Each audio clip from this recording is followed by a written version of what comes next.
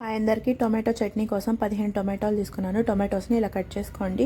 అందులోకి ఒక 8 పచ్చిమిర్చి తీసుకున్నాను. పచ్చిమిర్చిని మధ్యలోకి ఇలా కట్ చేసుకోవాలి. అండ్ స్టవ్ ఆన్ చేసి ప్యాన్ పెట్టుకోండి. అందులో ఒక 3-4 టేబుల్ స్పూన్స్ ఆయిల్ వేసుకోవాలి. ఆయిల్ హీట్ అయిన తర్వాత మనం కట్ చేసుకున్న పచ్చిమిర్చి టొమాటోస్ని వేసుకోవాలి. అండ్ అందులోనే చిన్న నిమ్మకాయ సైజ్ అంతా చింతపండు వేసుకొని మూత పెట్టేసుకొని ఒక 10 నిమిషాలు మగ్గబెట్టుకోండి. ఎందుకంటే మనం బాగా పండిపోయిన టొమాటోస్ వేసుకున్నాం కాబట్టి 10 మినిట్స్ సరిపోతుంది. అదే కొంచెం పచ్చి టొమాటోస్ తీసుకున్నట్టయితే 15 మినిట్స్ మగ్గబెట్టుకోండి, సరిపోతుంది. ఈ చట్నీ కాంబినేషన్గా దేంట్లోకి బాగుంటుంది అంటే మెయిన్గా దోశలకే బాగుంటుంది. కొంతమంది తినేవాళ్ళు రైస్లో కూడా తింటారు.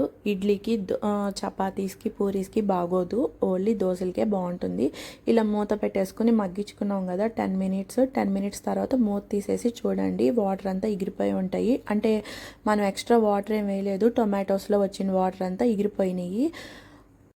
ఇంకా స్టవ్ ఆఫ్ చేసి ఈ టొమాటోస్ని బాగా చల్లారనివ్వండి. చల్లారిన తర్వాతే చట్నీ చేసుకోవాలి. మిక్సీ జార్ తీసుకొని టొమాటోస్లో మనం పచ్చిమిర్చి వేసి ఉడకబెట్టుకున్నాం కదా, ఆ ఉడకబెట్టుకున్న ఓన్లీ పచ్చిమిర్చిని తీసి జార్లోకి వేసుకోండి. ఈలోపు ఆ టొమాటోస్ని బాగా చల్లారనివ్వండి. ఇందులో ఒక 8 వెల్లుల్లిపాయ రబ్బలు కూడా వేసుకోవాలి. పచ్చిమిర్చి వెల్లుల్లిపాయ రబ్బలు వేసుకున్న తర్వాత 1.5 టీ స్పూన్ జీలకర్ర వేసుకోండి. వేయించిన జీలకర్ర కాదు, పచ్చి జీలకర్ర వేసుకోవాలి. తగినంత సాల్ట్ వేసుకొని మూత పెట్టేసి కచ్చాబచ్చాగా గ్రైండ్ చేసుకోండి. ఈ బాగా చల్లారిపోయిన టమాటోస్ ఉన్నాయి కదా, మళ్ళీ మిక్సీ జార్లోకి ట్రాన్స్ఫర్ చేసుకొని మళ్ళీ మూత పెట్టేసి కచ్చాబచ్చాగా గ్రైండ్ చేసుకోండి. మరీ మెత్తటి పేస్ట్ లాగా అయితే వద్దు. మీ దగ్గర రోళ్ళు ఉన్నాయి, రోట్లో చేసుకోవాలనుకుంటే నేను చూపించిన ప్రాసెస్ మొత్తం రోట్లో చేసుకోండి. ఎంత కమ్మగా ఉంటుందో తెలుసా ఈ పచ్చడి, సూపర్గా ఉంటుంది. ఈ చట్నీ మొత్తాన్ని బౌల్లోకి తీసుకొని కొత్తిమీర వేసుకోవాలి. ఈ చట్నీకి మెయిన్ హైలైట్ ఏంటంటే కొత్తిమీర.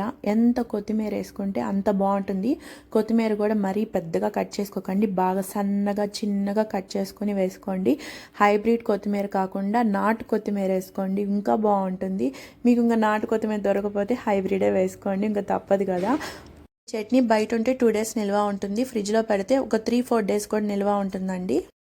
2 దోశలు తినే వాళ్ళు కూడా 4-5 దోశలు తినేస్తారు ఈ చట్నీతో, అంత కమ్మగా ఉంటుంది. మీరే చేసుకొని చెప్తారు కదా ఎలా ఉందనేసి. ఈ చట్నీలోకి ఎక్కువ ఆయిల్ కూడా పట్టలేదు, మీరే చూసారు కదా. ఒక 3-4 టేబుల్ స్పూన్స్ ఆయిలే వేసుకున్నాము.